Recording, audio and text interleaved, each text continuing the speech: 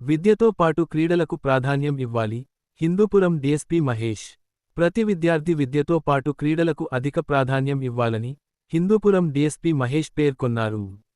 విద్యార్థులు పరీక్షల్లో ఉత్తమ ప్రతిభ సాధించి తల్లిదండ్రులకు, జన్మించిన ఊరుకు మంచి పేరు తీసుకురావాలన్నారు.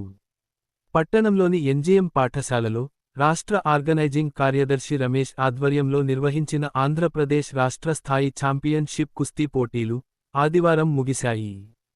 ముఖ్య అతిథులుగా విచ్చేసిన డీఎస్పీ మహేష్తో పాటు upgrade CI Anjaneyulu, two town CI Abdul కరీంలు మాట్లాడుతూ క్రీడలు శారీరక, మానసిక బలాన్ని పెంపొందించడానికి, క్రమశిక్షణ అలవరచడానికి ఎంతగానో ఉపయోగపడతాయని తెలిపారు.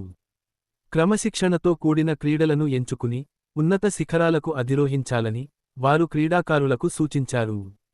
ఈ కుస్తీ పోటీలకు రాష్ట్రంలోని వివిధ జిల్లాల నుంచి మొత్తం 106 మంది క్రీడాకారులు పాల్గొన్నారు.